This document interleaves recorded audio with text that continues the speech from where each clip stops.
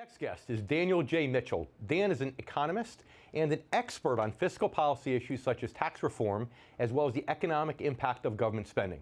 He's a senior fellow at the Cato Institute, and his articles can be found in numerous publications such as the Wall Street Journal, the New York Times, the Washington Post, and the National Review. His books include Flat Tax, Freedom, Fairness, Jobs, and Growth, and the Tax Revolution, the rise of tax competition and the battle to defend it. Welcome to the show, Dan. Yeah, glad to be with you. You know, we had Steve Forbes as a guest on our show a number of times, and most recently to talk about Trump's proposed tax reforms. And I guess the question I have, first of all, is, what's your reaction to his plan, and what have you seen of it so far? The plan, as far as we can tell, is pretty good, especially the big reduction in the corporate tax rate, which would really improve American competitiveness, lead to more investment and job creation here in the United States. The problem is we don't have all the details, and we also have reasons to wonder whether or not there's going to be the necessary follow-up by the Trump administration. Are they going to come up with some savings on the spending side of the budget to make this tax cut more politically realistic? So a good announcement, a good first day, but there's still a long way to go.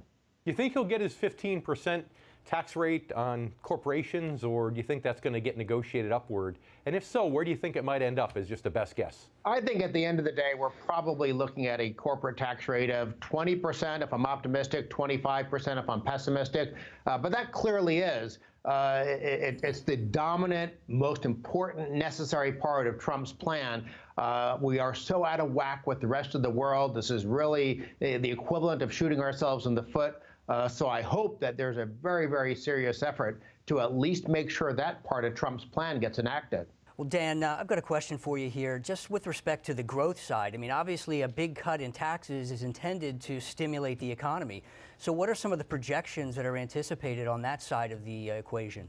If we have a big reduction in corporate tax rates and we also get rid of the death tax and make some of the other reforms that Trump is talking about, there's no question the economy will grow faster. Maybe we'll get back up to our historical average of 3% instead of being stuck at 2% where we've been all during the Bush and Obama years. So that would be very good news. Now, will that mean the tax cut can pay for itself with additional revenue?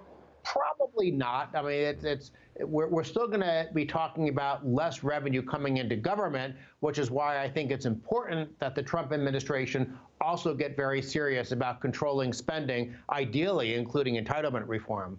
Well, that leads to a kind of a follow-up question just as it relates to the debt. I mean, if we're still not revenue neutral, so to speak, then we've got a $20 trillion debt that needs to be addressed. And I feel like that's kind of getting brushed to the side right now. That, I think, is going to be the problem with Trump's plan. We currently have $500 billion deficits, and if we leave government on autopilot, that's rising to more than $1 trillion by the middle part of next decade, and then you add a multi-trillion-dollar tax cut onto that. Now, I'm someone who thinks we don't have a debt problem, we have a spending problem. The debt is simply a symptom of the excessive spending. But the reality is, if Trump wants his tax cut to go through, especially his signature reduction in the corporate tax rate, he needs to be more aggressive on trying to say no to the special interests in Washington. He needs to be able to have the courage to tackle the entitlement programs. And maybe he will. I mean, we're going to see sometime in May Trump unveil his full budget proposal, and hopefully we'll see a good commitment to getting control of Leviathan. And hopefully he can get his way with some of that and have success. So, Dan, can you please stick around a bit? We need to take a commercial break, but we're going to be right back.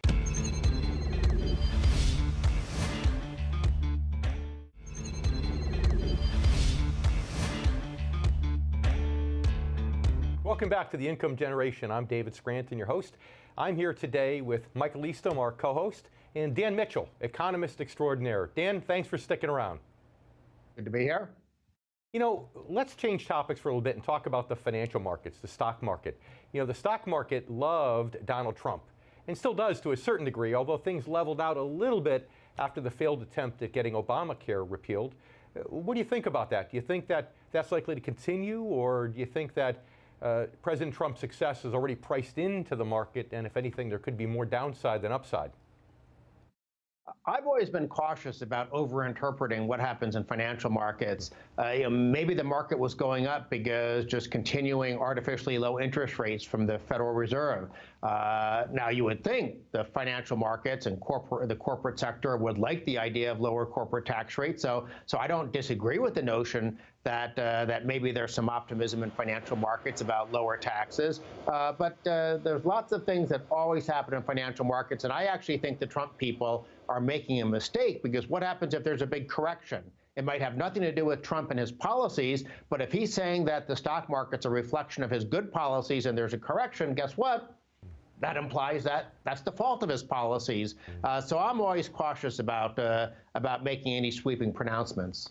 But looking at GDP growth rate of 1.6 or 1.8%, do you think the market, if that's all we were to get over the next few years and nothing more, do you think the market should be at today's levels? Do you think that makes sense? Or do you think, at least a little bit of that's priced in, a little bit of President Trump's success?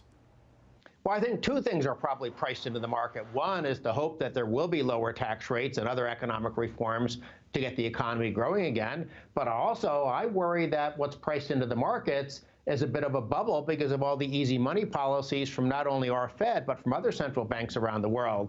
Now, if I knew, which was responsible for what, I'd probably be rich, and I'd be on the beach in the Cayman Islands instead of sitting here talking to you guys right now. So don't take my advice on investing. Gotcha. So you're looking at it more from an economist standpoint, which is your background, which makes a lot of sense. Economically, are things looking better now, preliminarily for first quarter of the year from what we saw maybe third and fourth quarters of last year? Do you see things flat, or do you see things really improving? I try not to overinterpret monthly and quarterly data, because you really have to get a trend line going.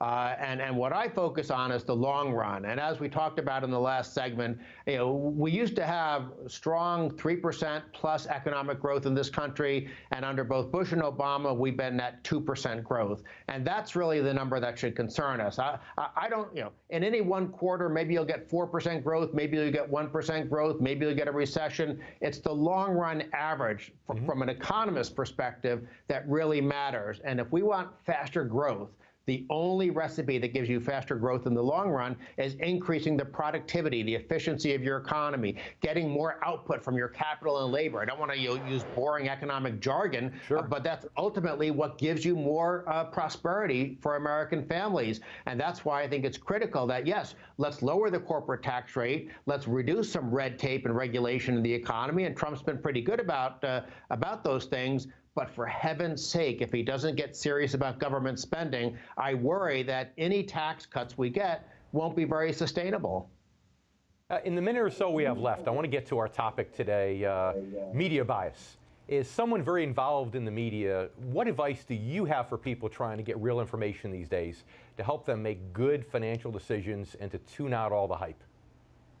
Well, the first thing to realize is that a lot of the establishment media does lean left. And you see that on the types of issues I work on. They always talk about the cost of a tax cut as if the money you earn belongs to the government. And if you get to keep more of it, somehow that's a cost to the economy. No, it's a savings to the economy. It's a savings to you.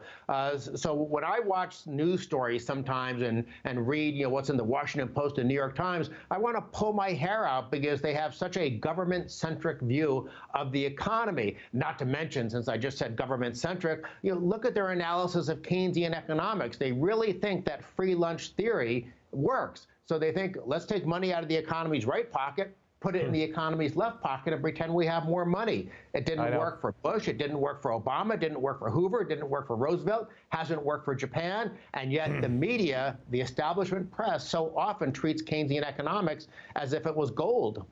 It's crazy, Dan. We're out of time for today, but someday we'll have to have you come back to talk about how we went from having the liberal media to now having the overly conservative media. I'm not sure what happened with all that. But Dan Mitchell, thank you very much for joining us today. Thank you.